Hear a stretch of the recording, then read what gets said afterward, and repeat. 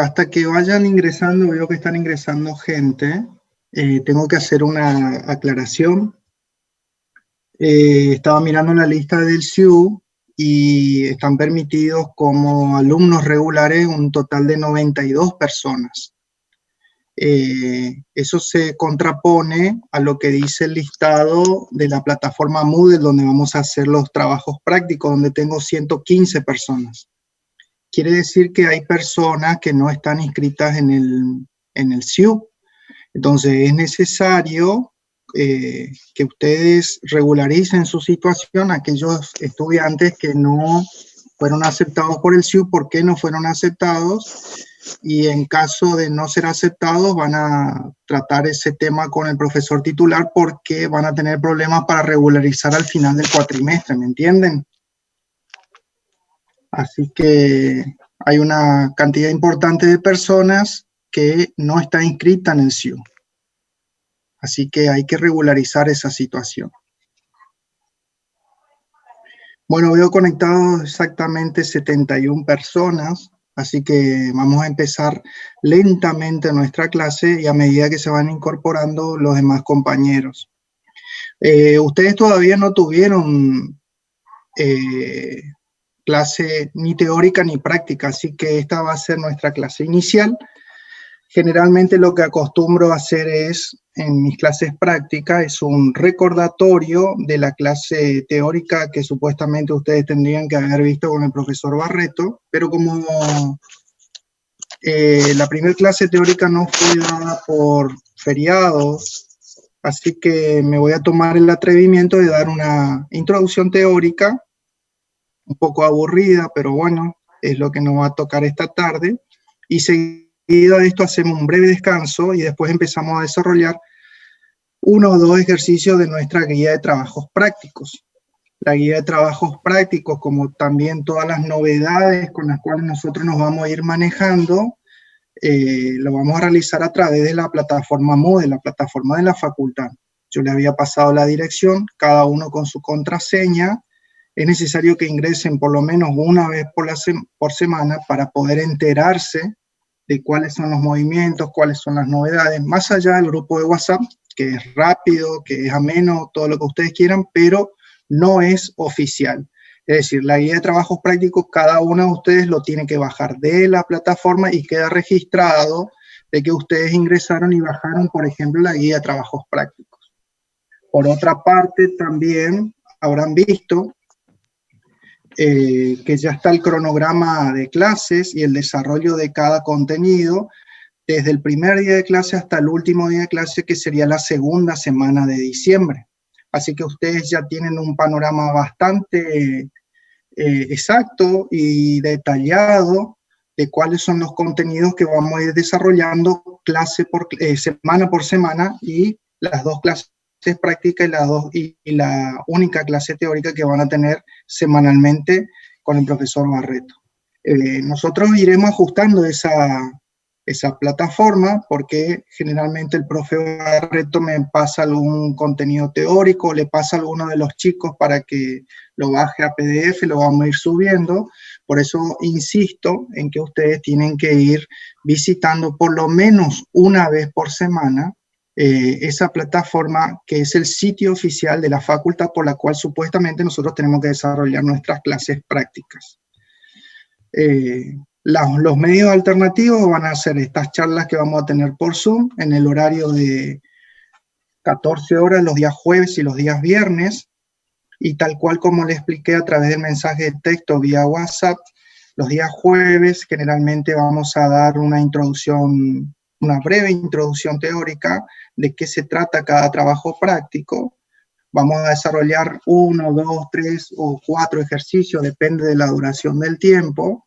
Seguidamente, el día viernes, el profesor Medina va a desarrollar también 1, 2 o más ejercicios, y así nos vamos a ir manejando, teniendo un principio fundamental que quiero que siempre ustedes lo tengan presente. Es necesario que más allá de los ejercicios que desarrolle Medina o que desarrolle yo aquí con ustedes, es necesario que ustedes lo vuelvan a rehacer sin ayuda a nadie en lo posible, porque es la única forma de aprender. cuando uno hace las cosas, se da cuenta de los errores que está cometiendo, las dificultades que está cometiendo, y es el momento exacto donde uno está aprendiendo. Algunos ejercicios, obviamente no vamos a desarrollar con el profe Medina la totalidad de los ejercicios, sino que simplemente vamos a dar algunos ejercicios tipos para que ustedes tengan una noción de cómo se trabaja mecánica o semánticamente, en este caso, cada uno de los ejercicios. Después el laburo, por eso lo tienen que hacer ustedes, como le habrá pasado en análisis 1, y no queda otra que practicar, practicar funciones, practicar límites, practicar derivadas y practicar integrales. Veo que ya hay bastante gente, ya casi llegamos a las 80 personas, así que vamos a comenzar con una breve introducción teórica, ¿sí? Cualquier cosa me van avisando nada más y contestamos las preguntas.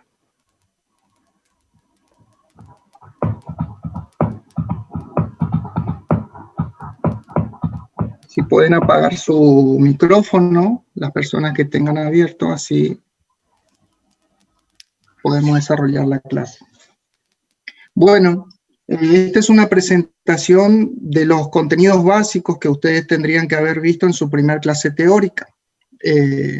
Yo voy a hacer solamente un resumen de los contenidos esenciales para desarrollar nuestro trabajo práctico, y ustedes lo van a desarrollar con mucha mayor profundidad, lo van a analizar, lo van a discutir, es más, van a trabajar ya también analíticamente con algunas ecuaciones el día que tengan la teoría en su primer clase teórica con el profesor Barreto. Ahí les ofrezco una vía de contacto más, un correo electrónico, cualquier material que por ahí sea un poco pesado de pasarlo a través de la plataforma, como el que hizo el escaneo el compañero Elías Viotti, creo que pesaba cerca de 64 megabytes y me fue imposible cargar en la plataforma porque solamente me permite subir archivos de hasta 20 megabytes. Entonces, aquellos archivos que sean muy pesados, por ejemplo, libros, PDFs muy cargados, algunas presentaciones muy pesadas, lo podemos hacer también y compartir a través del correo electrónico. Entonces, ustedes si quieren tomar nota y tienen un correo electrónico, es una vía más de contacto, o si no, por la vía WhatsApp a través del grupo, por favor. Bueno, les comento cómo está organizada la cátedra. Análisis matemático 2, el titular ya lo conocen, el profesor Barreto, yo soy el jefe de trabajos prácticos, y en los últimos años también se ha incorporado el profesor Medina. Las condiciones de regularidad es como cualquier otra materia, se pide asistencia, creo que por estatuto es un 80%. Con respecto a esto, veo que hay algunos que son recursantes y ya me conocen, yo no tengo ningún problema con la asistencia, en mi caso, digamos, yo les doy esa libertad. Si pueden asistir, bienvenido sea, y si no pueden asistir, por lo menos tómense el atributo de pedirle a algún compañero para tratar de ver qué temas se había dado en la clase que se perdieron.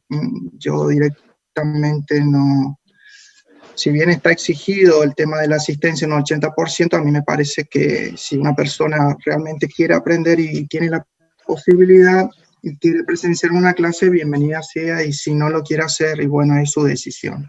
Lo que sí o sí le vamos a exigir es la presencia de todos ustedes en la aprobación de dos parciales, dos exámenes parciales. El primer parcial lo van a rendir conmigo y con el profesor Medina, y el segundo parcial, generalmente, el profesor Barreto les toma un trabajo integrador, del cual van a trabajar ya desde el primer día de clase. Cuando se encuentren con el profesor Barreto, les va a indicar qué temas van a abordar o qué temas van a tratar o desarrollar para su segundo parcial, que sería un trabajo de investigación, un trabajo monográfico, chicos.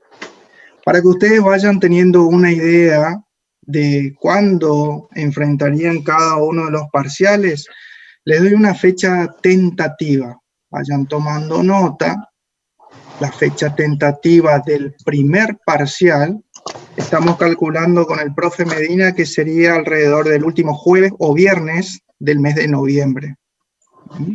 Acuérdense que por calendario académico, este cuatrimestre empezó el 22 de septiembre y va a finalizar exactamente el día 18 de diciembre. Así que se va a extender un poquito más de la cuenta, con lo cual nuestro primer parcial estaría planificado aproximadamente para el último jueves de noviembre. O viernes. Puede ser jueves o viernes, en el horario de Medina o en el mío. Eso lo vamos a definir con ustedes más adelante. Y la fecha tentativa del segundo parcial o presentación del trabajo monográfico sería el primer miércoles de diciembre. ¿Miércoles tienen con Barreto o cuándo tienen? Si alguno me puede contestar. Lunes. Los lunes. Lo cambiamos acá, ustedes lo modifican, sería el primer lunes de diciembre. Gracias. Pasa que me confundo con sus otras materias también. Y la fecha tentativa del recuperatorio, esto puede ser del primero y o del segundo parcial, sería el segundo jueves o viernes de diciembre. En la segunda semana de diciembre estarían rindiendo las personas que no aprobaron el primero o el segundo parcial. Con respecto al primer parcial, lo vamos a realizar a través de la plataforma Moodle. Vamos a hacer una serie de actividades de los cuales nosotros ya vamos a ir practicando dentro de un mes más o menos. Yo ya le voy a dar una especie de simulacro de parcial o parcial tentativo para que ustedes se vayan familiarizando también con la herramienta. Una serie de preguntas, actividades, problemas que ustedes tienen que realizar a través de la plataforma. Y después sí, cuando ustedes ya estén un poquito más ya con cancha, hablando más pronto, lo van a poder realizar sin problema el último jueves o viernes de noviembre, su parcial oficial. Con respecto al segundo parcial o presentación de trabajo monográfico, eso lo van a definir con el profesor Barreto, pero generalmente él les pide un trabajo de investigación que lo van a tener que hacer en archivo Word o en archivo PDF, de acuerdo al tema que lo toque. Hay años que toma el trabajo en forma grupal, hay años que toma el trabajo o recibe el trabajo en forma individual. Eso lo van a charlar ustedes con el profesor Barreto. Tienen que enviar el escrito, como les repito, en formato Word o en formato PDF, y después hacer una defensa. Y la defensa lo van a realizar cara a cara con el profesor a través de la herramienta Zoom, digamos. A través de Zoom lo van a tener que defender a cada uno de ustedes su trabajo monográfico.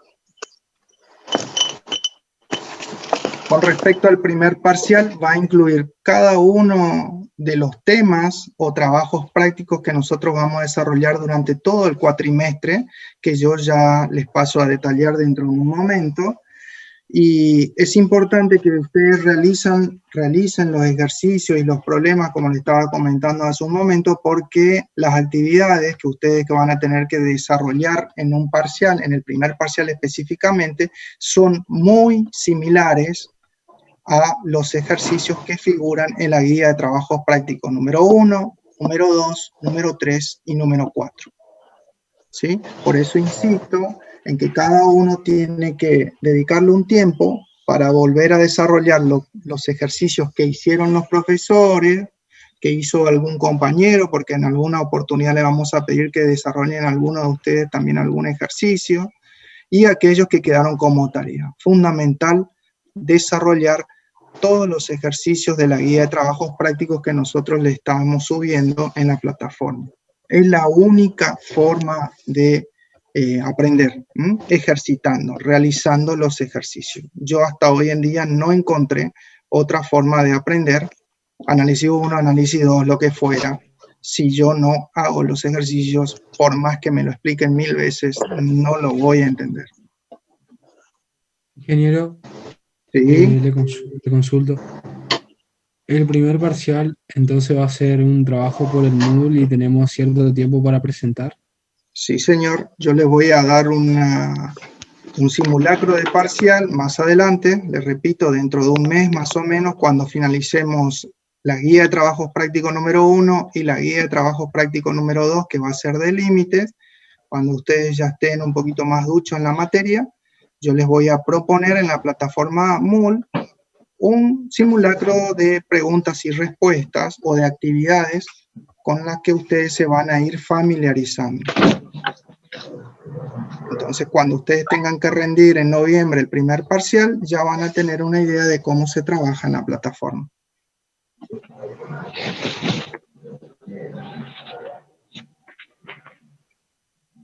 ¿Seguimos? Profe, tengo una duda. Sí. Con respecto a lo que ustedes dijeron sobre el tema de las clases, o sea, de las clases prácticas de la A a la M con usted y el viernes, eso me queda una duda. ¿Todos tenemos que cursar juntos o cómo sería el tema? Estas charlas que hacemos vía Zoom pueden asistir cualquiera de ustedes, ¿sí? Por eso les aclaré en el escrito la totalidad de los estudiantes. Todos ustedes dicen pueden acceder a las charlas los días jueves y los días viernes, aclarándose que las clases que damos con Medina son complementarias. Puede suceder que yo empiece una clase en el día de hoy y la termine el profesor Medina al día siguiente, ¿sí? Con respecto a la corrección y al seguimiento de los trabajos prácticos, sí, van a trabajar conmigo las personas que tengan apellidos que comiencen con la letra A y con la letra M inclusive, y van a trabajar con el profesor Medina en lo que sea corrección y seguimiento de trabajos prácticos con las personas que tengan apellidos que comiencen con la letra N y con la letra Z inclusive.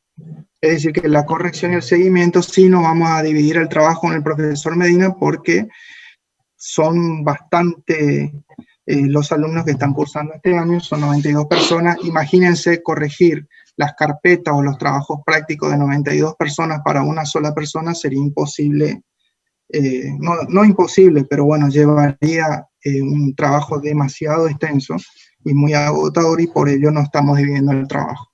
Pero las clases sí son para todos. Está, profe. Gracias.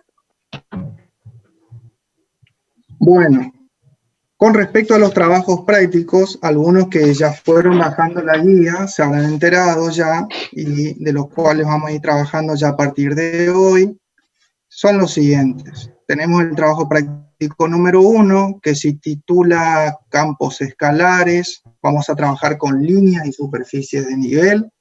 Una vez finalizado el trabajo práctico número 1, que nos llevará esta semana y la siguiente, de acuerdo a lo que está programado en la plataforma Moodle, arrancaríamos en la tercera semana de trabajo con el trabajo práctico número 2. El trabajo número 2, vamos a desarrollar conceptos del límite funcional y desarrollaremos conceptos referidos al límite doble y cálculo de continuidad. Profe, ¿puede silenciar los micrófonos? Es que si yo silencio el micrófono no me vas a escuchar. No. Profe, Chicos, Santiago Sánchez creo que es el que tiene encendido el micrófono. Compañeros, si pueden silenciar su micrófono porque no escuchan sus compañeros. Perdón, profe, Lola. Dale, el trabajo práctico número 3, vamos a desarrollar conceptos de derivada. Fíjense que derivada es bastante extenso, nos llevará entre 3 a 4 semanas aproximadamente y vamos a desarrollar estos contenidos. Vamos a trabajar sobre derivadas parciales. Una vez que manejemos bien esto, vamos a trabajar sobre derivadas parciales sucesivas. Luego hablaremos sobre derivada direccional y cuando hablemos sobre este tema, encararemos un tema bastante especial que les va a servir mucho en el desarrollo de su carrera ingenieril, porque trabajaremos específicamente sobre operadores. Los operadores con los cuales nosotros vamos a trabajar desde que seamos ingenieros hasta que el día que nos lleven al cajón, van a ser, por ejemplo, el operador gradiente, el operador rotor y el operador divergencia. Estos operadores son muy importantes, como les repito, en la vida del ingeniero, porque se aplica en temas relacionados a la hidráulica, como le dijo el profesor Barreto en nuestra primer clase de presentación. Se aplica mucho también en lo que es temas referidos a lo concerniente a la física. Por ejemplo, se aplica mucho en lo que es termodinámica, en lo que es energía, en lo que es electricidad y magnetismo, en lo que es movimiento de fluidos. Es decir, que gradiente, rotor y divergencia son elementos con los cuales ustedes van a convivir si trabajan el día de mañana en aspectos relacionados con la ingeniería. Trabajaremos también con la derivada direccional referido al sistema de diferencial total o diferencial total, y trabajaremos en la última instancia sobre derivación de funciones compuestas. La derivación de funciones compuestas es principalmente referida al concepto de derivadas parciales. Insistimos mucho en derivadas parciales porque es una herramienta matemática con la cual ustedes la van a empezar a trabajar aquí en Análisis 2, la van a seguir utilizando en Análisis 3, luego en cálculo numérico, y en las materias referidas, como les había dicho hace un momento, referidas a la física, por ejemplo, en la física 2, donde ustedes van a trabajar sobre termodinámica, y también en física 3, donde van a trabajar todo en lo que es la teoría de electricidad y magnetismo. Profe, una preguntita. ¿Sí te escucho? ¿La entrega de trabajos prácticos va a ser en grupo o individualmente? Individual. Trabajos prácticos individual. Buenísimo, muchas gracias. El trabajo práctico número 4, hablaremos sobre el tema de integrales. El desarrollo de estos contenidos van a incluir temas como integrales sucesivas, integrales sobre regiones rectangulares y las también no rectangulares. Esto es muy importante para el cálculo de energías. Vamos a ver distintas aplicaciones geométricas de la integral doble. Por ejemplo, ustedes van a aprender a utilizar en el cálculo de áreas, en el cálculo de volúmenes, y lo que le gusta mucho al profesor Barreto es que tengan aplicaciones físicas, obviamente, tanto de la integral doble, de la integral triple, de la integral curvilínea, y vamos a desarrollar lo que se refiere al teorema de Green. Por ahí todavía estos elementos van a ser chinos básicos para ustedes, para el que nunca lo vio, obviamente, pero al finalizar el cuatrimestre, estas herramientas básicas me van a permitir hacer un buen trabajo en Análisis 2, un buen sería trabajo monográfico para presentar al profesor, irse contentos con los contenidos asumidos y poder cursar tranquilamente y sin problema las materias subsiguientes, como les dije, Análisis 3, Física 2, Física 3, etc. La bibliografía. Yo dentro de un rato, cuando finalicemos la clase, les voy a pasar un link donde pueden bajar, me imagino que ustedes saben mucho más que yo de esto, pueden bajar el libro que vamos a utilizar en el desarrollo de la guía de trabajos prácticos. Un libro que es muy bueno y que generalmente ustedes ya lo conocen, se denomina Introducción al Análisis Matemático, ¿sí? El autor en realidad, porque creo que es una mujer, se llama Eve Rabuffetti. Vamos a tratar de ver el cálculo 2 en Google, ponemos Introducción al Análisis Matemático y vamos a tratar de bajar esa bibliografía. Es bastante buena, es bastante accesible, es bastante ameno su lenguaje y tienen muchos ejercicios resueltos, que es lo que a ustedes también les interesa. Gran parte de la guía de trabajos prácticos la hemos extraído de esa bibliografía. Otra bibliografía es una bibliografía bastante tradicional, que es la de Luis Leitol, se denomina El Cálculo. También está en internet, lo pueden bajar, y hay otra bibliografía que es, creo que es norteamericana, se la conoce como el libro de Larson, y se denomina Cálculo y Geometría Analítica. Traten de ver el volumen 2, con el cual van a observar los contenidos que se relacionan con nuestra materia.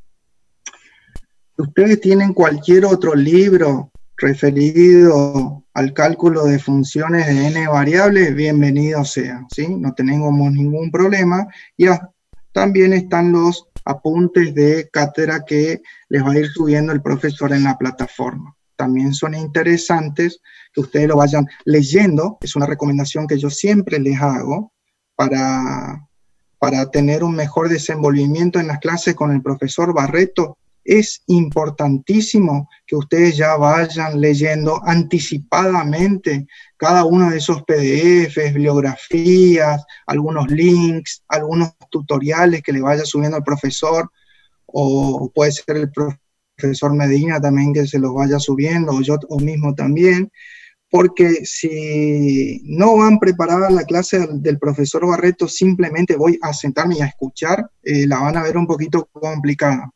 Porque el profesor Barreto es una persona que tiene mucho conocimiento y por ahí él asume que el estudiante o el alumno ya está dominando ciertos conceptos que en la vida real a veces no sucede, ¿sí?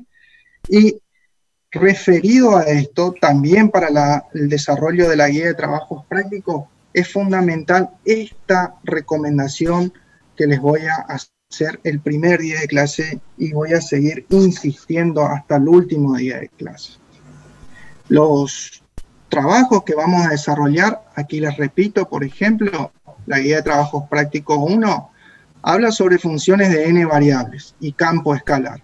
Algunos me dirán, esto yo nunca lo vi. Es cierto, el chico o la chica que está cursando por primera vez Análisis 2 tiene toda la razón de ser, y me va a decir que esto parece un tema que no lo voy a poder digerir, que es muy difícil, que no lo voy a entender, pero nada de eso es verdad, ¿sí? Porque tanto el primer tema, que es funciones de n variables, el segundo tema, que es límite, el tercer tema, que es derivada, y el cuarto trabajo práctico, que es el cuarto tema, que es integrales, se basan específicamente en el conocimiento que ustedes han adquirido en la asignatura, por ejemplo, Análisis 1, en la asignatura, por ejemplo, Geometría Analítica, en la asignatura, por ejemplo, Álgebra. ¿Por qué?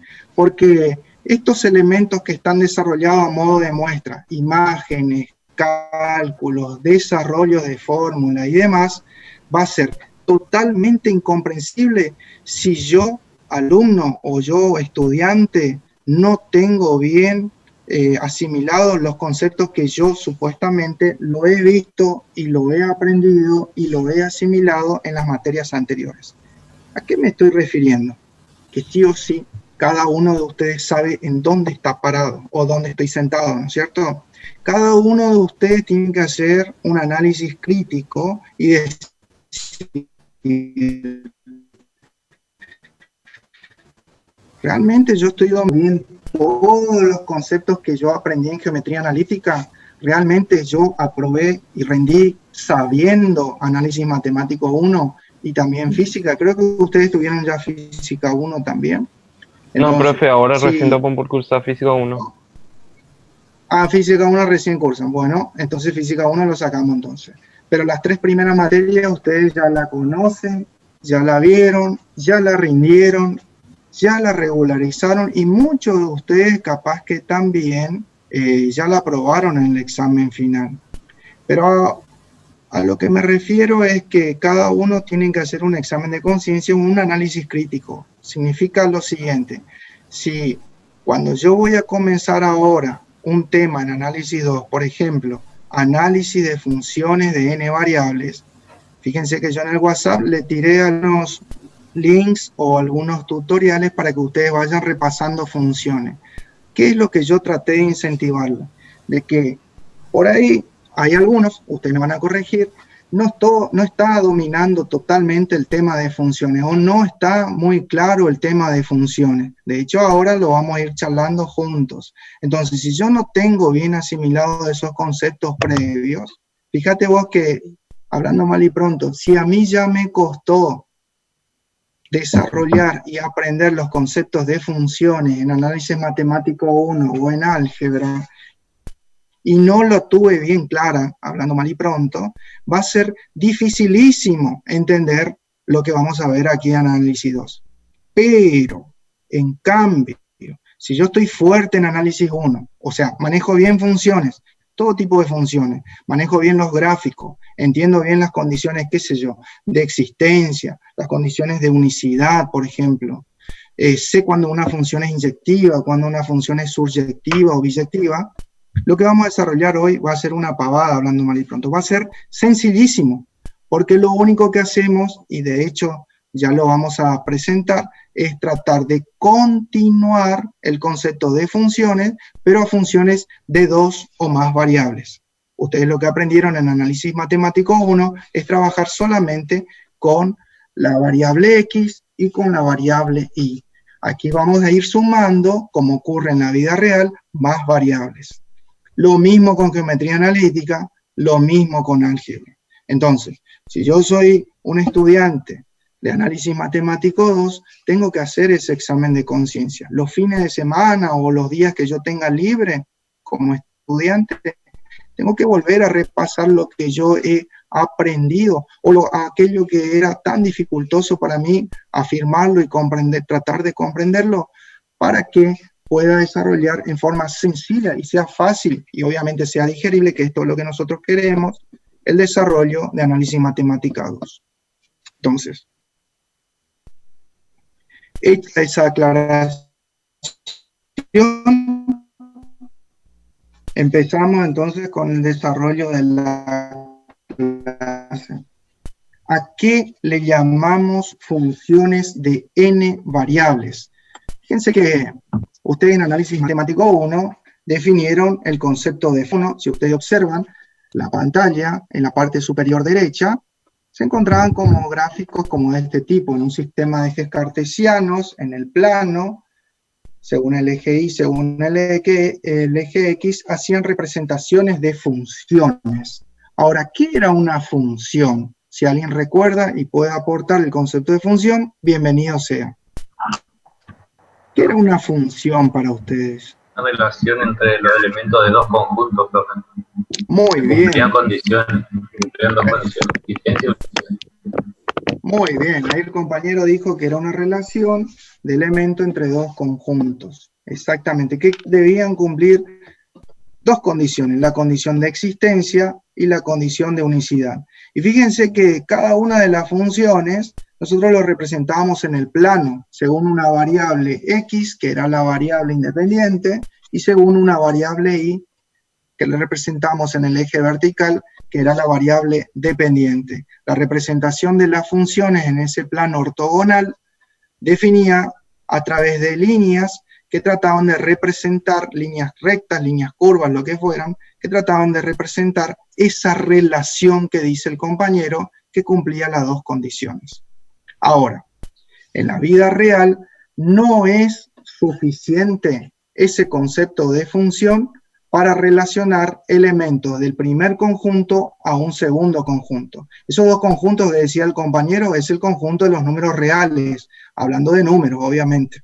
Ahora, lo que le repito, en la vida real existen ciertos fenómenos, como los fenómenos físicos, que se hayan representado en estas imágenes, por ejemplo, el movimiento de los fluidos, o de unas corrientes en un río, en un mar, el movimiento de las presiones o de las temperaturas, por ejemplo, plasmadas en un mapa que se llama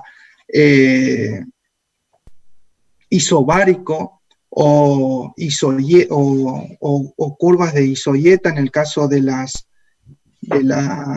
representaciones físicas, o también en las curvas de plano y altimetría, como vamos a ver dentro de un momento, en el caso de las curvas de nivel.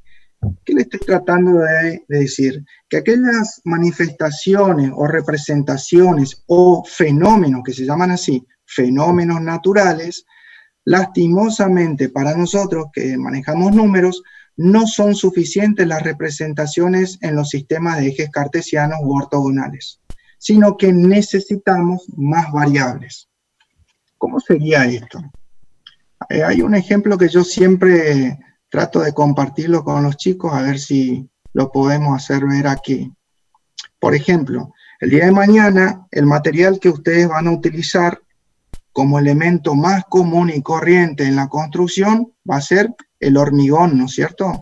Si ustedes quieren construir hormigón, ¿qué elementos yo necesito para obtener un buen hormigón? ¿Qué les parece de lo que ustedes están aprendiendo hasta ahora o del conocimiento vago o básico que ustedes tengan para construir un hormigón? ¿Qué les parece? Necesito, por ejemplo, sí o sí cemento, si no, no voy a tener Hierro, profe. hormigón. Si es hormigón armado, voy a necesitar hierro. Muy bien. Disculpen la caligrafía, pero trato de dibujarlo lo mejor que puedo. Voy a necesitar arena, dijo el compañero. Muy bien. ¿Qué voy a necesitar más? Agua. Necesito agua. ¿Sí? Agua.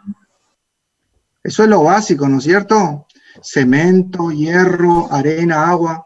Ahora, si yo estoy en el sur, por ejemplo, o acá en el norte argentino, generalmente yo necesito algunos ciertos aditivos para que no me golpee mucho el efecto de la temperatura, ¿no es cierto? O sea que voy a necesitar aditivos, voy a necesitar acelerantes de Fraude, por ejemplo. Voy a necesitar entonces aditivos. ¿Qué otra cosa les parece? Piedra. Piedra, muy bien. Ya tenemos el agregado grueso, el agregado fino, que es la arena. ¿Qué otra cosa necesitamos?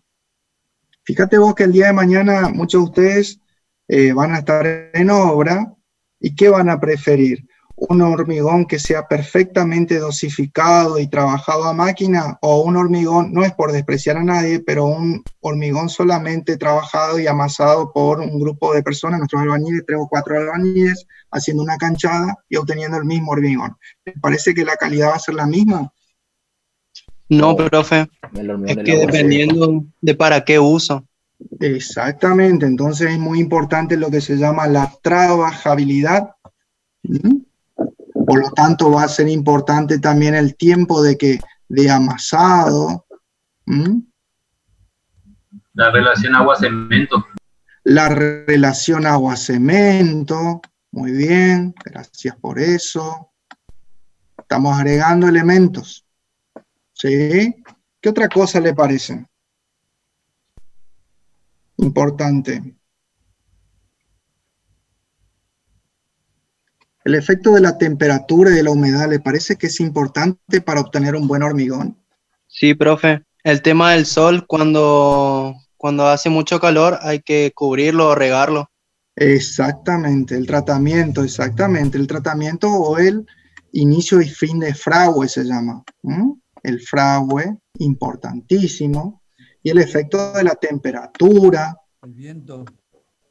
el efecto de la humedad, ¿Mm? Es importantísimo. Algún día, cuando ustedes estén en obra, van a trabajar, por ejemplo, y van a cargar una losa, por ejemplo. Generalmente las losas acá en nuestra zona, en Formosa o en toda la provincia, y lo hacemos de noche porque el sol, la cantidad de radiación que tiene el sol durante el día, se me cuartea todo el hormigón, es decir, se me parte el hormigón, entonces tratamos de cargarlo de noche.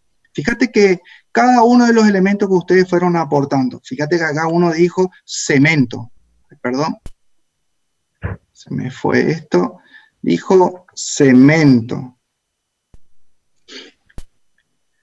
Otro dijo, ¿qué era la H esta, che? ¿Humedad era?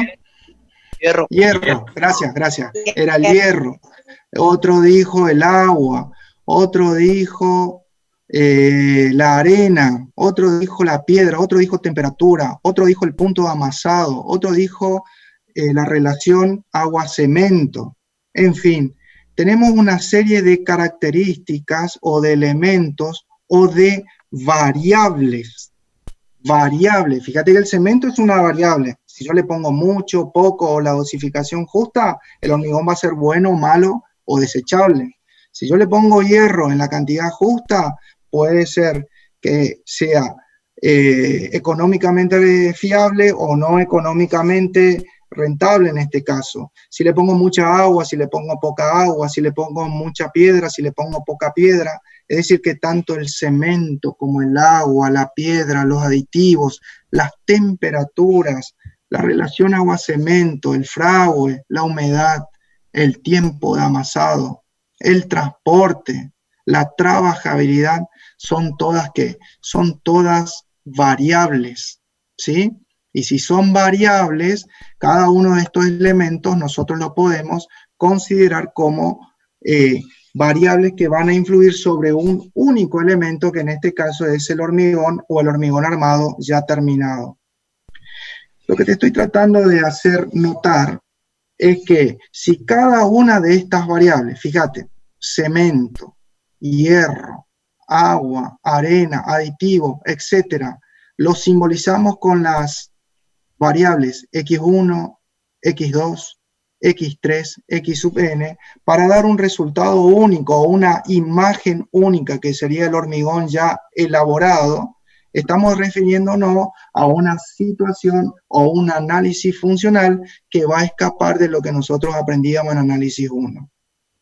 Vamos a borrar todo esto, ratito, y vamos a hacer la presentación formal. Es decir, que vamos a tratar de escapar de la relación funcional tal cual nosotros habíamos visto en análisis 1, que era el análisis funcional de R en R. Esto es lo que ustedes aprendían en análisis 1, ¿no es cierto? O sea, yo tenía una relación, como dijo el compañero, entre elementos del primer conjunto y elementos del segundo conjunto. Los primeros elementos se hallaban alojados en el dominio de la función, generalmente en el eje horizontal, y los elementos que se hallaban relacionados con los elementos del primer conjunto y pertenecían al segundo conjunto, cumpliendo la condición de existencia de unicidad, lo alojamos sobre el eje vertical, que era el eje de ordenadas. La relación entre cada elemento de X con cada elemento de Y era una función que ustedes lo habrán visto con el ingeniero Boggio y el ingeniero Bazán, función de R en R. Lo que vamos a hacer ahora en análisis 2, y en base al ejemplo que yo les había dado, es que ese análisis funcional ya no va a ser suficiente. Vamos a necesitar relacionar varios elementos o variables n con un único elemento o imagen, en este caso, que es el hormigón elaborado, que se haya alojado en el codominio de la función. Es por ello que en esta filmina dice lo siguiente: la complejidad de los fenómenos naturales exige funciones que van, por ejemplo, como mínimo, de R2 en R. Estas funciones se representan a menudo con una función que en los libros ustedes lo van a encontrar con la letra Z. Y esta Z es función de X e Y. ¿Qué quiere decir esto? Les voy a mostrar un gráfico para que no se pierdan tanto. Fíjense la imagen que tienen aquí abajo a la derecha. Fíjense, fíjate que tengo el eje X, tengo el eje Y con el cual ustedes venían trabajando comúnmente, ¿no es cierto? Y tengo el eje Z, que es el tercer eje tridimensional, que es ortogonal al plano generado por XY. Ahora, cada par ordenado XY me define un punto sobre el plano XY. Ese punto es un elemento que pertenece al dominio de la función. Allí van a encontrar ese pequeño rectángulo azul indicado con la letra D, te indica que es ahora el elemento que pertenece al dominio de la función. Y si ven la fórmula que está más arriba, la definición de función, fíjate vos que dice que es una función de R2 en R. Quiere decir que esos dos elementos X e Y que pertenecen al plano R2 van a tener una imagen en el tercer eje, en este caso es el eje Z, que va a ser función de ese par ordenado XY. En ese caso entonces estaremos con una función que se denomina función vector o función de n variables, que tiene una denominación. La denominación comúnmente es la de campo escalar. Entonces, Para representar gráficamente cada una de estas funciones de R2 en R, ya no, como les repetía hace un instante, ya no va a ser suficiente el plano. O sea que en el plano vamos a dibujar solamente dominio de funciones. Antes el dominio de las funciones para ustedes, ¿cuál era? Cuando trabajaban en análisis 1. El dominio de las funciones, ustedes lo colocaban o lo indicaban sobre el eje horizontal, ¿no es cierto? Sobre el eje abscisa. Ahora cambia la situación. Fíjate, te muestro el gráfico otra vez. Te repito. Fíjate, la coordenada XY te define ese punto rojo que está allí. Ese punto rojo es tu dominio de la función. Es un punto del dominio de la función. Supongamos que el dominio de la función sea todo ese rectángulo de color azul. Ahora, cada uno de esos puntos rojos que se encuentran en el dominio de la función van a tener una imagen vertical sobre el eje Z, que está representado en ese hiperboloide que está dibujado en forma tridimensional. Ese punto Z va a ser cada uno de esos puntos que se encuentran sobre esa superficie que se va a definir en el plano tridimensional. Es decir, en síntesis, la representación de las funciones en análisis 1, voy a volver un ratito, lo hacíamos en el plano. La representación de las funciones de R en R lo realizábamos a través de líneas. Las líneas pueden ser líneas rectas, líneas curvas, parábolas, hipérbolas, elipses, todo lo que ustedes estudiaron. Ahora cambia la situación. Como nos estamos dando cuenta que en la naturaleza existen funciones o fenómenos naturales que se representan a través de funciones que exigen más variables, la representación de las funciones en el caso de R2 en R se representan ahora ya no por líneas, se representan en el espacio y a través de superficies, de acuerdo a la característica de la función, que es lo que vamos a ir estudiando. ¿Me van siguiendo esos chicos? Sí, profe. Sí, profe. Sí, profe. Cualquier cosa que no se entiendan, me paran, ¿eh? Y lo explicamos de vuelta, no hay problema. Bueno, seguimos con esto que es bastante aburrido, pero bueno, es teoría y lo tenemos que dar a forma introductoria. Entonces, ¿qué estamos sacando en claro? Que la representación de las funciones en forma lineal son correspondientes, y vuelvo para atrás, a funciones de NR en R. Que estas representaciones no son suficientes porque en la vida real o los fenómenos naturales tenemos, como en el ejemplo del hormigón que yo le había visto, vimos como 7, 8 o 9 variables que se relacionan con un único elemento, en este caso es el hormigón elaborado. Nos va a dar un producto final, ¿no es cierto? Ese producto final nosotros lo podemos representar a través de una función.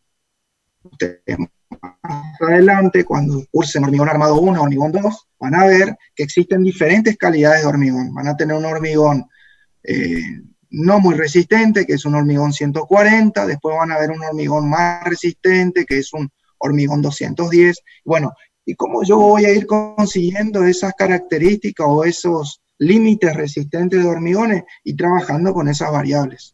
Trabajando con la temperatura, como dijo el compañero, con la relación agua-cemento, con el contenido del agregado fino, el agregado pétreo, el agregado grueso. O sea, trabajando con todas esas variables yo puedo obtener un hormigón de baja, de buena, de media o de mala calidad. Y eso se puede representar a través de funciones. Y alguno me va a decir, fíjense si yo observo la definición de función de dos variables aquí en la parte superior. Fíjense el lenguaje simbólico. Dice, a ver, le voy a tratar de marcar. Discúlpenme que yo no tengo un mouse nomás aquí. Acá les marco. Ahí está. Entonces dice, la función incluye un dominio en R2, o sea, el dominio en R2 está hablando aquí. Está diciendo que el dominio está en el plano XY. Eso significa dominio en R2. Y está relacionado con un tercer eje. El tercer eje en este caso es el eje Z. Por eso es que en las definiciones de funciones de n variables, para dos variables, dice que la función Z, que es esta superficie que ustedes están viendo, se relacionan por estas dos variables. O sea, cada puntito que aparezca aquí en esta función de dos variables es el resultado de la imagen de cada punto que se halla en el dominio. ¿Se entiende la idea? O sea que la relación funcional me está diciendo que de R2 en R se define una función que llamamos función de dos variables. ¿Me siguieron? ¿Preguntas? Sí, profe. Profe. A ver. Voy borrando Profe, esto. Porque si no... Sí, Profe, señor. una pregunta. ¿Ahí ¿Te no escucho? serían tres variables? ¿O Ahora te R2 explico. serían dos variables juntas? Claro, fíjate vos que si observás aquí en la imagen que está abajo a la derecha, las variables x e y te definen como dos variables para definir el dominio de la función, que a través de la relación funcional, con respecto a la tercera variable, que es la función z, o la variable z en este caso, te definen la imagen de la función. La pregunta que vos me haces es, en total tengo, sí, es cierto, tengo tres variables. Tengo la variable x, tengo la variable y tengo la variable z, pero las variables x e y forman un par ordenado, que se encuentran alojados en el plano xy. Por lo tanto, se denomina función de dos variables. ¿Por qué? Porque el dominio de la función parte de dos variables y te define el valor de la tercera variable, que en este caso es la variable z. ¿Entendiste? No sé quién Sí, preguntó. profe. Yo, Facundo. Gracias. Por eso dijo el tema del hormigón. O sea, se pueden relacionar Manejar, ¿vale? dos para Exactamente. formar el hormigón. Exactamente. Gracias, profe. Perfecto. Seguimos un poquito más. Traten de no dormirse, pero bueno, lo tenemos que hacer. Acá hay una representación, por ejemplo, cuesta mucho hacer las representaciones de funciones de n variables, pero esto lo que intenta hacer es tratar de determinar la diferencia del concepto de imagen y de dominio. El imagen de la función, chicos, ustedes lo van a encontrar siempre sobre el eje Z. Acuérdense lo que vimos en la filmina anterior. Aquí le remarco otra vez, porque por ahí hay gente que todavía nunca vio esto. Así que dice que Z, cada valor de Z va a depender, por eso dice, es función de cada par ordenado XY. Es decir, cada punto de Z va a depender de cada par ordenado XY. ¿Me siguen? Es decir, que cada valor de Z se va a alojar sobre el eje Z. Y eso sería nuestro conjunto de imagen. ¿Se entendió? En cambio, cada par ordenado XY, cada punto rojo XY que se encuentra en este rectangulito de color azul, es lo que va a definir el conjunto de dominio de la función, en este caso, dominio de la función de dos variables. ¿Entendieron? Sí, profe. Sí, profe. Entonces, esta imagen trata de reflejarlo. Ahora, cuando ustedes charlen en la primera clase con el profesor Barreto, una función de dos variables te da una superficie en el espacio, ya no te da líneas, dijimos, y se dibuja en el espacio tridimensional. Ahora, esta superficie en el espacio determina un conjunto de imagen y el dominio de la función. El dominio de la función, acuérdense que siempre lo vamos a representar en el plano XY, en el caso de función de dos variables. Y si te pregunta el profe Barreto dónde está el conjunto de imágenes, y se encuentra sobre el tercer eje cartesiano, fíjate que está marcado allí en color rojo, que se denomina conjunto imagen. Este es el conjunto imagen, este es el conjunto de puntos que definen el dominio de la función. Y la gráfica que ustedes ven, esa campana que ustedes ven allí, sería la representación de la función de dos variables. Las funciones ahora de n variables, para el caso de 2, se representan a través de superficies en el espacio. Superficies en el espacio. ¿Sí te escucho? Una pregunta. ¿Una esfera no podría ser una función, no? Sí, puede ser una función. De hecho, lo vamos a ver también. Sí. Ah, ok. Una esfera, dice el compañero, es una representación volumétrica, ¿no es cierto? Un casquete esférico, por ejemplo, es una representación volumétrica. O sea que es una función de R2 en R. Sí, señor. Profe, Sí. una esfera es una superficie de nivel, ¿no? Creo. No, la superficie de nivel lo vamos a ver, si me aguantas un poquito, te voy a dar la definición de una superficie de nivel. A través de una esfera podemos ir definiendo superficies de niveles. Ya le voy a ir mostrando. Profe, eso sería como una parábola en... Exactamente, esto se llama paraboloide en este caso, que es una parábola en el espacio, sería hablando muy mal y pronto, digamos. Es una parábola en el espacio. Una parábola en realidad es una representación en el plano. Y un paraboloide es una representación de la función parábola que ustedes vieron en el plano, pero en el espacio, exactamente. Nosotros lo vamos a ir viendo de a poquito.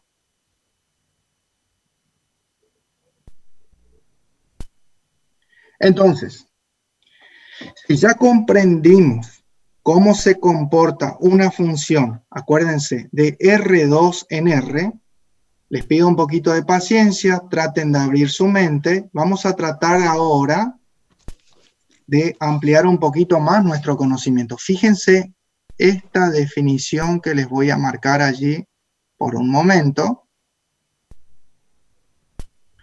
Y vamos a estudiarla y charlarla un poquito juntos. Obviamente todo el lenguaje matemático del desarrollo de demostración lo van a ver con el profe Barreto. Lo que me interesa a mí es que ustedes ahora tengan el concepto. Fíjate esta función que yo te estoy planteando. En análisis 1 yo veía funciones de R en R. Quiere decir que los subíndices que ustedes manejaban eran 1, ¿no es cierto? N era igual a 1, M era igual a 1, función de R en R. Insisto, la representación que ustedes veían en análisis 1 lo hacían en el plano a través de líneas, curvas o rectas. Después avanzamos un poquito más. Le había planteado la posibilidad de trabajar con funciones de R2 en R. Quiere decir que acá el subíndice era un 2. De R2 en R. ¿Quién eran los elementos o las variables que pertenecían al conjunto del dominio? La variable X y la variable Y. ¿Y quién eran los elementos o las variables que participaban en el conjunto del codominio? Aquí era la variable Z, ¿no es cierto? Esto era Z. Y esto era X junto con Y. Bueno, se me fue ahí, perdón. Ahora, voy a borrar esto y vamos a ampliar un poquito más nuestro conocimiento. Abrimos un poquito la cabeza. Estos van a seguir siendo funciones, dice la definición, siempre y cuando yo tenga, como dijo hoy el compañero que me ayudó en la definición de función, yo tenga una relación de conjunto de reales en conjunto de reales, con diferentes subíndices.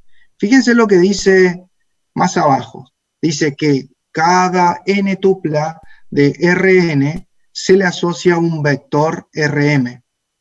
Y esto es lo que yo les decía. En algunos casos, m puede ser igual a 1. En estos casos diremos que f es un campo escalar.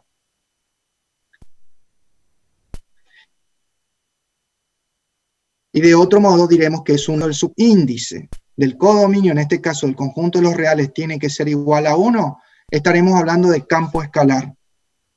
que es el tema con el cual nosotros vamos a trabajar en la guía de trabajos prácticos, número 1. Y aquí hace una aclaración. Esto es muy importante también que lo sepan. Fíjense lo que dice el tercer párrafo aquí. En general, solo podemos graficar, como sabemos, funciones tales que la suma de los subíndices n y m siempre sea menor o igual a 3. Las representaciones, como le había dicho, en el caso de funciones de 2 o más variables, solamente acepta representaciones a través de superficies en el espacio, solamente para campos escalares que tengan solamente hasta 2 variables. En el caso de funciones de 3, 4, 5, o en el caso de la representación del hormigón, como habíamos dicho en el ejemplo que habíamos charlado entre todos, que teníamos como 8 o 9 variables, ya no se pueden graficar. No se pueden graficar en el espacio. No aceptan una representación gráfica.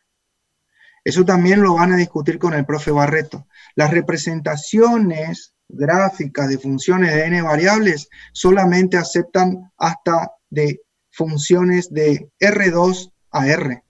Cuando ustedes ya tengan una R3, solamente van a poder dibujar el dominio, pero ya no van a poder dibujar la función. Y ustedes me van a decir, si yo no puedo dibujar la función, ¿ya no existe la función? Sí, existe la función. Es más, la vamos a calcular, la vamos a trabajar, pero en el espacio tridimensional ya no lo podemos graficar. Es decir, que podemos graficar hasta solamente funciones de 2 variables. ¿Se entendió eso? ¿Qué significa n tupla? La cantidad de n's, la cantidad de variables te está diciendo. ¿Sí? N tupla significa la cantidad de variables. A ver, te voy a tratar de anotar. Lo que aprendimos hasta ahora era función, vamos a poner punto de R2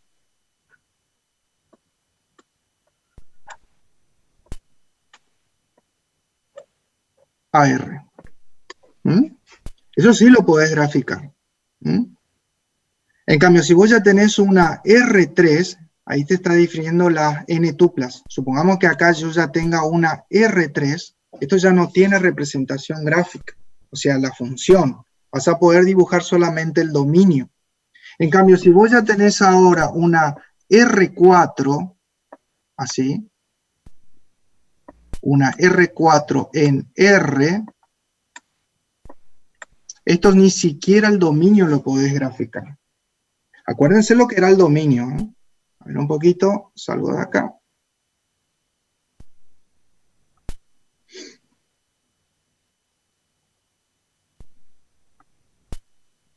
El dominio dijimos que eran los pares ordenados X y en el caso de funciones de 2 variables. Y la representación gráfica de la función era una superficie en el espacio.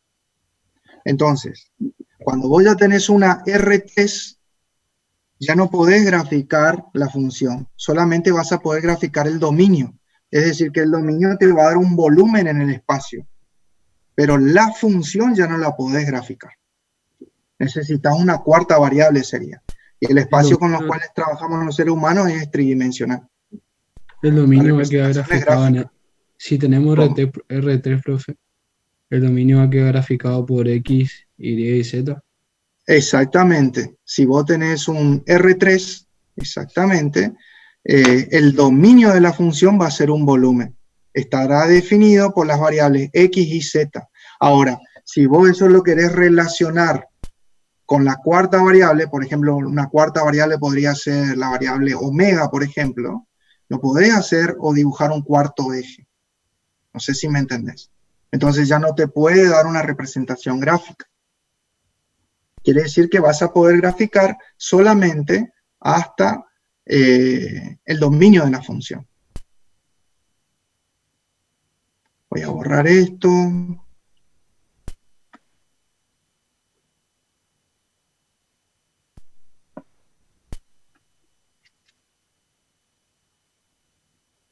Bueno, esta es una definición que ustedes van a hablar y van a discutir con el profe Barreto. Después yo le voy a pasar el Power en todo caso, o le indico la página del libro donde le sacamos. Dice que, voy a repetir nada más lo que estábamos charlando, dice que una función, por ejemplo, de dos variables, es una regla que asigna a cada par ordenado, el par ordenado es xy, de un conjunto de acuérdense que es el dominio, a un número real único, ahí se cumple la condición de unicidad, denotado por función de xy. Ese único número, acuérdense que va a estar alojado sobre el eje z. Tienen el lenguaje simbólico. Les presento aquí también otra definición de otro libro, dice exactamente lo mismo.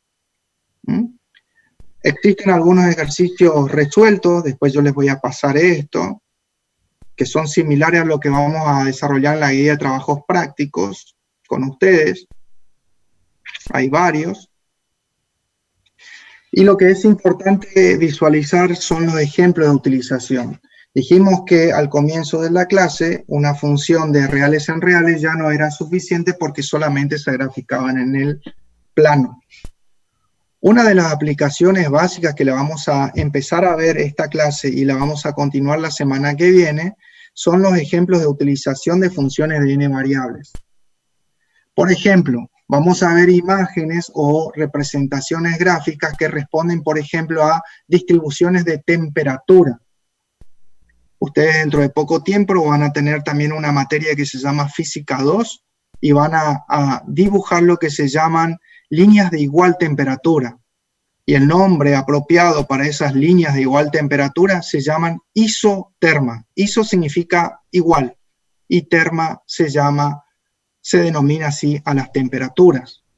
Van a también aprender a trabajar y a dibujar curvas o líneas, como en este ejemplo que ven aquí a la derecha, en esa representación, curvas o líneas de igual presión. Eso se denominan curvas isóbaras o isobaras, algunos dicen isobaras. Iso significa igual, varas significa presión. Es decir que nosotros aquí en ingeniería vamos a trabajar generalmente con isotermas, con isobaras, con isocóricas, con isolíneas de cualquier tipo o fenómeno físico con el cual nosotros tengamos que convivir o trabajar. Ingeniería es eso, trabajar mucho con la matemática y con la física. Distribuciones de viscosidad, distribuciones de concentración de algún tipo de solución, distribuciones también de lluvias, distribuciones de intensidades de viento. Es decir que estas líneas que representan a curvas o fenómenos de distribuciones de cualquier tipo de fenómeno físico, nosotros lo vamos a aprender a utilizar matemáticamente aquí en Análisis 2 y después ustedes lo van a aplicar a esos fenómenos físicos propiamente dicho. ¿Cómo lo vamos a hacer? Acá está una de las preguntas que hizo uno de los compañeros. Él hablaba de superficie de nivel, pero antes de comprender el fenómeno de la superficie de nivel, es necesario primero observar a qué le llamamos curvas de nivel. Curvas de nivel, por ejemplo, son elementos que lo utilizan mucho en cartografía, lo utilizan, lo trabajan y lo manejan muy bien los agrimensores, los topógrafos y también nosotros los ingenieros, con los cuales tratamos de representar líneas que tengan igual altitud o que tengan líneas de igual altura, decimos. Es decir que tratamos de representar en el plano, en una hoja de papel, en un plano, tratamos de representar líneas que te están definiendo puntos o líneas en este caso, o es una línea de puntos que te definen igual altitud. ¿Cómo se define una curva de nivel? Estamos diciendo que son líneas. Fíjate vos que si tenés por ejemplo, un elemento de relieve, supongamos un pico de una montaña, de una meseta, y nosotros queremos definir una curva de nivel de ese pico de montaña. ¿Qué es lo que hacemos? Fíjate vos que tenemos esa imagen, tenemos dos imágenes aquí abajo. Vamos a dibujarla acá. Fíjate vos que vemos aquí en la primera imagen. Aquí tengo ese elemento de relieve. Es un pico elevado. Y le hago pasar dos planos. ¿Alcanzan a ver? Dice ahí un plano Q y un plano X. Esos planos Q y los planos X están seccionando ese relieve en diferentes puntos de altura. Si ustedes observan la proyección sobre un tercer plano, que lo voy a dibujar aquí, que te lo remarco aquí abajo, que es nuestro plano cartográfico, fíjate que están dibujados o se observan la distribución de ese corte o de ese seccionamiento de cada uno de los planos y me están definiendo líneas. Fíjate vos que esta primera línea que te voy a marcar aquí es el resultado ¿de qué? Es el resultado del seccionamiento de este plano que se encuentra a una cierta altura respecto al punto de referencia y que ese seccionamiento con respecto al relieve te está definiendo una línea. Esa línea de puntos te está indicando que es justamente el plano por donde pasó, el plano y seccionó al relieve y te define puntos de igual altura. Y que se lo representaron en el plano que ustedes ven ahí en la imagen de abajo, en el plano H. Fíjate vos que, voy a borrar esto un ratito, que si hago pasar ahora otro plano a diferente altura, voy a dejar eso, a ver si puedo cambiar el color. Un ratito. Hago pasar ahora. Profe, no sé si esta pregunta tenga que ver con la materia, pero si usted tiene graficado lo que sería los cortes de la superficie, mediante esos cortes puede determinar la altura. Sí, de eso se trata. De eso se trata. Para que voy a tratar de dibujarte acá. No me funciona acá la herramienta. Profe, otra pregunta sobre eso. En vez de si fuera un montículo y fuera tipo un agujero o un pozo, ¿se representaría de la misma forma? Sí, se representa con valores negativos sería. ¿Cómo se distinguiría si es un montículo o un agujero? Sí, lo vamos a ver después con un ejemplo, te voy a mostrar. Sería con valores negativos. Voy a tener que borrar a este chico porque no me acepta el otro color. No sé por qué. A ver. Profe. Sí. ¿Cómo había dicho que se llamaba lo que vendría a ser la parábola en el espacio? Paraboloide. La ecuación de una paraboloide sería, por ejemplo, z igual a x cuadrado más y cuadrado. Sí, señor. Es así. Y con valores negativos sería menos x cuadrado más menos y cuadrado. Sí, señor. Ok. Fíjate ahora que si hago un corte de mi superficie, de mi relieve, perdón, lo hago con un plano que se encuentra a poca altura. Fíjate el dibujo que me hacen. El dibujo que me hace en este caso es una especie de elipse, ¿no es cierto? No sé si lo alcanzan a ver ahí en el plano H, me hace una elipse pero con una mayor dimensión. Por lo tanto, el segundo corte me está indicando que el plano se realizó a una altura menor que la anterior. Por lo tanto, se realizan los cortes a diferentes Z. ¿Qué es lo que te estoy diciendo? Vos tenés el eje X e Y, este es el eje X, este es el eje Y, y este es el eje Z. Es decir que los cortes lo hacemos a través del plano Z. Es decir que el plano Z nos está dando la altitud, en este caso, del cual se realizan el seccionamiento del relieve. El resultado de pasar un plano horizontal a diferentes alturas por un determinado relieve me va a definir diferentes curvas o líneas. Esas curvas o líneas es lo que nosotros vamos a llamar de ahora en más curvas de nivel. Es decir que la curva de nivel es el resultado del seccionamiento a través del eje Z de distintos planos de seccionamiento que se reflejan sobre un plano horizontal, y ese plano horizontal en este caso es el plano X e Y, que te definen puntos que tienen igual altura. A eso le llamamos curvas de nivel. Profe, o sea que si se conocen los valores de X e Y, o sea, los valores de seccionamiento, se va a poder conocer la altura.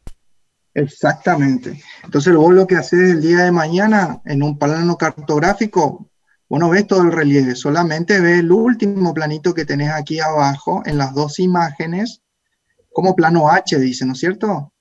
Ahí te lo voy a marcar. Cuesta mucho esto, che. Ahí está.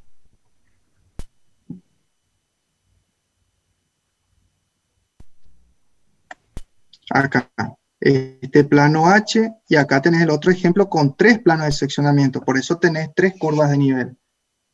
O sea, lo que vos vas a hacer el día de mañana como ingeniero, como agrimensor, como topógrafo, vas a tener un plano en una hoja, ¿verdad? Un plano cartográfico, y vas a tener diferentes líneas. Esas líneas o curvas de nivel, generalmente se lo puede representar con una letra Z, ¿eh? Por ejemplo, esta primer curva de nivel aparece como un Z igual, por ejemplo, a 5.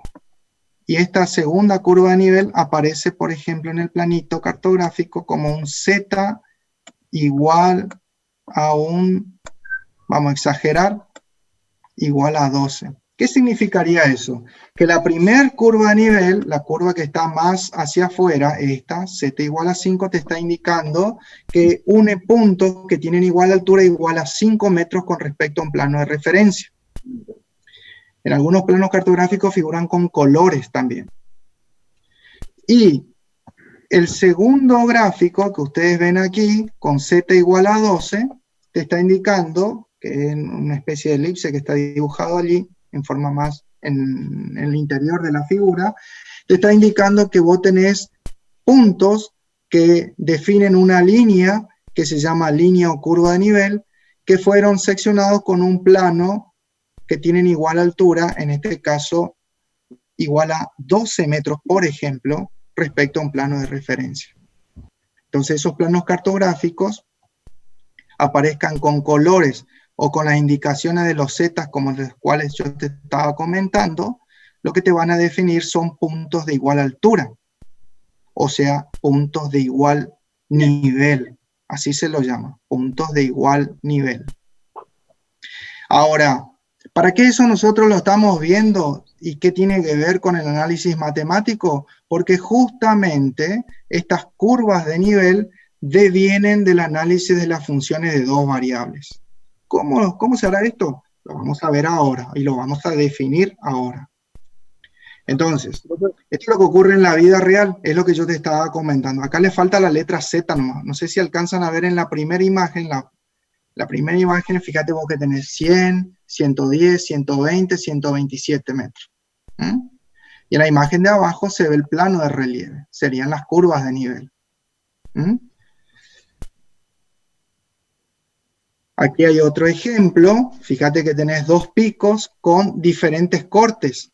El plano de referencia está a la altura de 100, el segundo corte a la altura de 110 y va hasta el último corte, que sería a la altura más o menos de 150 metros. Y en la parte de abajo, ustedes pueden observar las distintas curvas de nivel o cómo se comportan cada uno de los puntos al ser atravesados con planos horizontales a diferentes alturas. ¿Se entiende? Y en la práctica, ¿para qué? Sí, para profe. Esto es lo que ustedes van a usar, esto es lo que el que le estoy marcando, son los planos topográficos que ustedes van a utilizar para trabajar, obviamente, para hacer una ruta, para hacer una ciudad, van a trabajar con las curvas de nivel.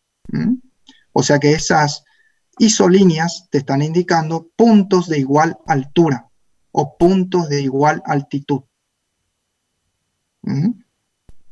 Lo van a estudiar y mucho en topografía. Ahora, ¿qué tiene que ver con nosotros en el análisis matemático? Les repito, estas curvas o líneas de nivel parten justamente de la utilización de funciones de dos variables. ¿Por qué? Fíjate, ese plano topográfico se dibuja en el plano. Y en el plano teníamos dos variables. En el eje vertical, ¿quién está? La variable y. En el eje horizontal, ¿quién está? La variable x. Y el plano de seccionamiento, que era el tercer eje tridimensional, ¿quién era? De acuerdo a la definición. El eje, ¿quién responde? Z. Z, muy bien, sí señor. El eje Z. Quiere decir que esto es una función de dos variables, porque el plano topográfico, de acuerdo a la definición, me está laburando acá con dos variables. Y el tercer eje, en este caso, lo vamos a definir con un valor constante, porque dijimos que pasa por un plano de seccionamiento que tienen igual altura. Y esa altura se define por el tercer eje, el eje Z. Es por ello que en un desarrollo de la línea o de la curva de nivel, les remarco aquí abajo, está definido siempre por un plano horizontal donde Z se hace constante. Y es lo que nosotros vamos a trabajar en la guía de trabajos prácticos. En síntesis, vamos a trabajar con funciones, con varios casos de funciones de dos variables a una tercera. Esta tercera es la variable Z. Estas dos variables, acuérdense que van a ser las variables X e Y, y la vamos a dejar siempre constante con respecto a ¿qué? A un cierto valor, plano o altura de seccionamiento. Por eso vamos a tipificarlo y vamos a definir que en estos casos donde Z es constante, o sea, Z es igual a C, trabajaremos en lo que se denomina curvas de nivel. O sea que es un caso particular de las funciones de dos variables. ¿Entienden? ¿Más o menos? Sí, profe, se entiende.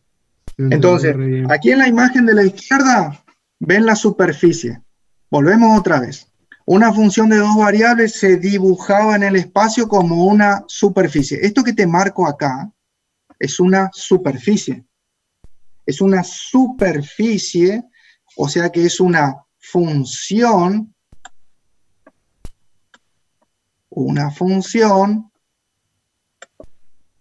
de R, en este caso,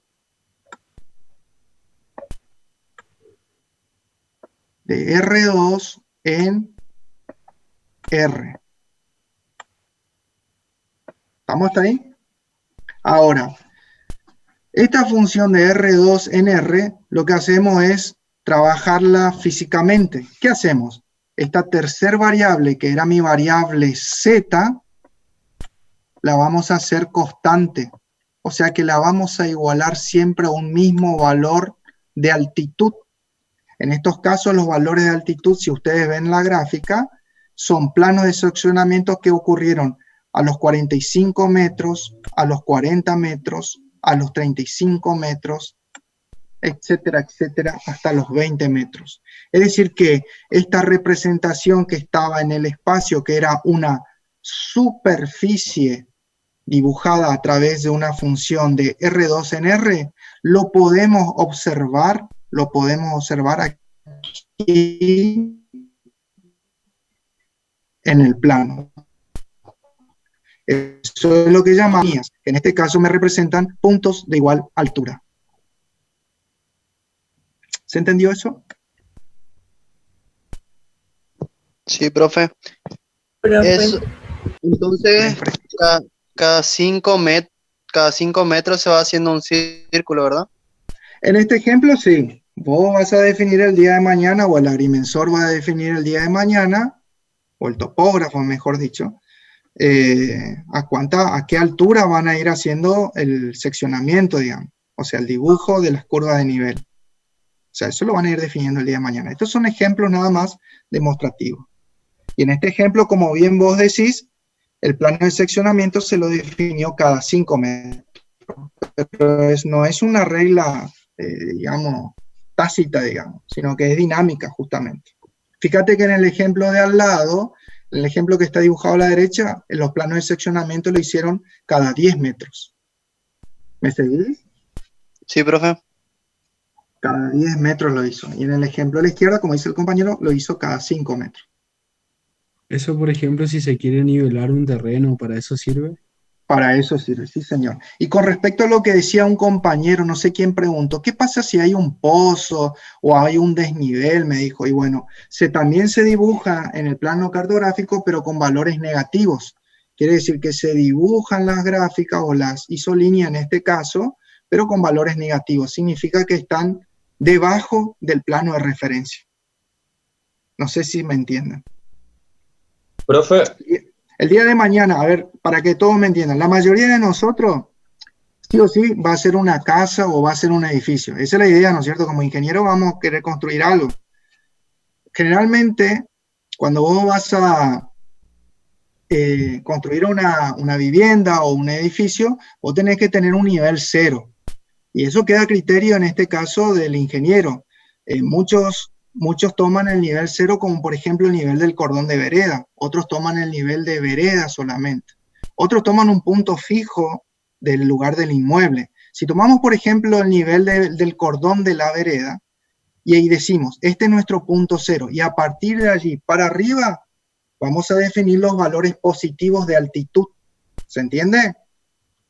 Y a partir del nivel de vereda hacia abajo con valores negativos, vamos a definir los valores que estaba diciendo el compañero. El caso de un desnivel, el caso de un pozo, el caso de un sótano. Yo quisiera construir un sótano o un lugar de estacionamiento en el subsuelo. Y bueno, tendría en este caso valores negativos, valores de altitud negativos. ¿Con respecto a quién? A un valor de referencia. En este caso, el nivel de vereda. ¿Me entendieron? Sí, profe.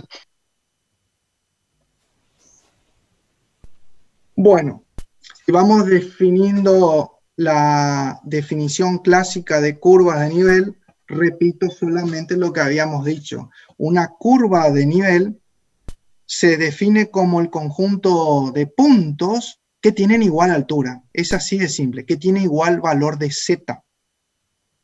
Y como ustedes ya creo que pudieron asimilar, y si no lo hicieron, después lo van a ver mucho mejor con el profe Barreto, es que se define justamente seccionando un determinado relieve con distintos planos Z, a criterio del dibujante, del topógrafo, del ingeniero, el agrimensor, lo que fuera. Profe, ¿puede repetir un ratito la definición esa cortita, por favor? Sí, es muy simple. Una curva de nivel o una línea de nivel se define como el conjunto de puntos que tiene igual Z o que tiene igual altura. ¿Sí? Y el resultado justamente es, dada una función de dos variables o una superficie de nivel definida por una función de dos variables, seccionándola con distintos planos Z.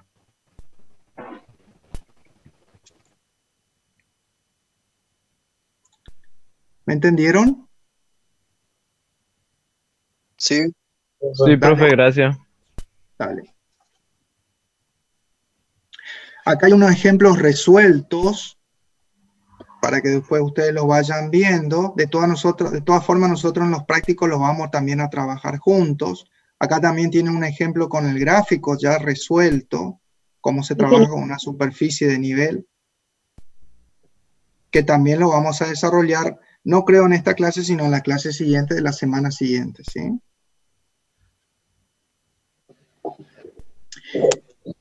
De lo que vimos hasta acá, chicos, ¿tienen alguna duda, alguna pregunta?